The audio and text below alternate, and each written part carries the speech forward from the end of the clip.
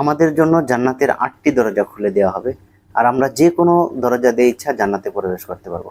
হ্যাঁ, বিশ্বনবী সাল্লাল্লাহু আলাইহি ওয়াসাল্লাম বলেছেন, ছোট্ট একটি আমল এমন আছে যে আমলটি যদি কোনো বান্দা কন্টিনিউ করতে পারে, তাহলে আল্লাহ তাআলা তাকে জান্নাতের 8টি দরজা খুলে দেবে এবং সে যে কোনো দরজা দিয়ে ইচ্ছা যে কোনো জান্নাতে প্রবেশ করতে পারবে।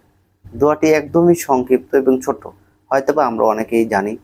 দোয়াটি হলো, বিশ্বনবী সাল্লাল্লাহু আলাইহি ওয়াসাল্লাম বলেছেন, তোমরা যে 5 ওয়াক্ত সালাতের পূর্বে ওযু করো, ওযুর পরে যদি কোনো বান্দা পড়তে পারে আশহাদু আল্লা ইলাহা ইল্লাল্লাহ ওয়া আশহাদু আন্না মুহাম্মাদান আবদুল্লাহি ওয়া রাসূলুহু, এই ছোট্ট একটি কালিমা যদি কেউ 5 ওয়াক্ত সালাতের পূর্বে যে ওযু করা হয়, ওই ওযুর পরে যদি কেউ পড়তে পারে, তাহলে আল্লাহ তাআলা তার জন্য জান্নাতের 8টি দরজা খুলে দিবেন এবং সে যে কোনো দরজা দিয়ে জান্নাতে প্রবেশ করতে পারবে।